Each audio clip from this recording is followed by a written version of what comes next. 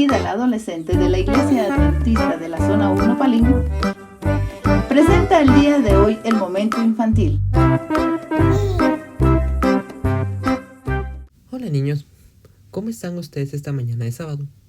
Díganme una cosa, ¿quién de ustedes sabe imitar a un gallo? ¿Cómo es que canta el gallo? A ver, quisiera oírlos.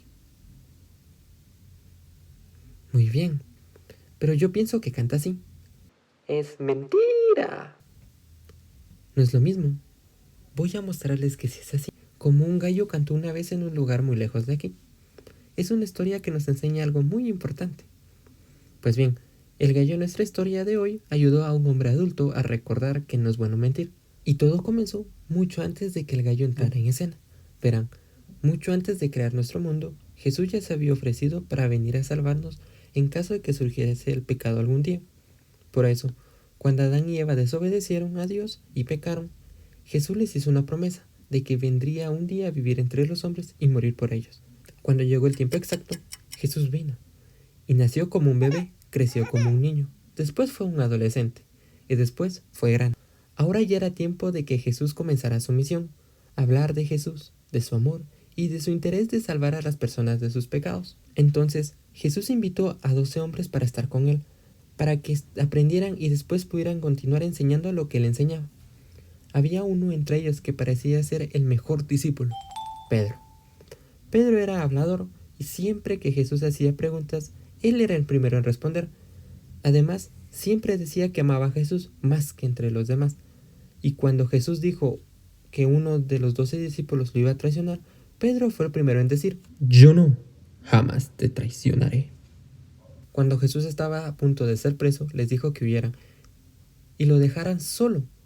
Pedro inmediatamente comentó: «Aunque todos te dejen, yo jamás te dejaré». Pedro era valiente. De hecho, un día había tenido el coraje de andar sobre las aguas en medio de una tempestad para ir a encontrarse con Jesús, pero por causa de su orgullo acabó hundiéndose y tuvo que ser salvado por Jesús. Pues bien, cuando Jesús estaba siendo prendido por los soldados, Pedro tomó una espada y para defenderlo le cortó la oreja a uno de los soldados. Jesús tuvo que colocársela otra vez. Inmediatamente los discípulos, llenos de terror, huyeron. Todos los discípulos huyeron, incluido ¿quién? Exactamente, Pedro.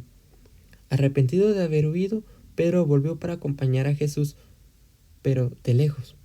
Fue entonces cuando entró en la casa del sumo sacerdote y vio cómo maltrataban a su maestro.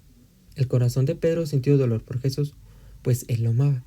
Tímidamente se acercó a una fogata para calentarse, y una empleada de aquella casa apreció y miró a Pedro y le dijo: ¿Tú eres uno de los amigos de Jesús? Asustado porque lo podían apresar a él también por andar con Jesús, Pedro respondió: «No, yo no conozco a Jesús, ni siquiera sé de quién me están hablando». Y se alejó un poco de ahí, pero la empleada lo vio otra vez y comenzó a decir a los demás que Pedro era uno de los amigos de Jesús.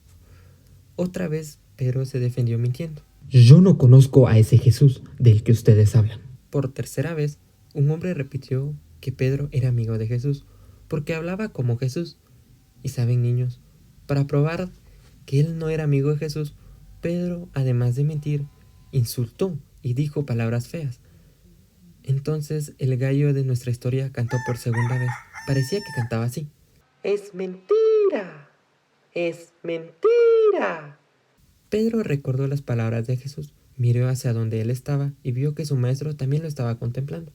Avergonzado de sus mentiras y por su traición, salió corriendo de aquel lugar y lloró amargamente. Qué bueno que más tarde Pedro pudo pedir perdón a Jesús. Niños, todas las veces que sientan deseo de mentir, recuerden a Pedro y al gallo que cantó. Pidamos a Jesús que nos ayude a decir siempre la verdad. El versículo del día de hoy se encuentra en Marcos 14:72 y dice: Pedro se acordó de que Jesús le había dicho: «Antes que el gallo cante por segunda vez, me negarás 3 veces», y se echó a llorar. Oremos. Querido Jesús, ayúdanos a decir siempre la verdad. Amén.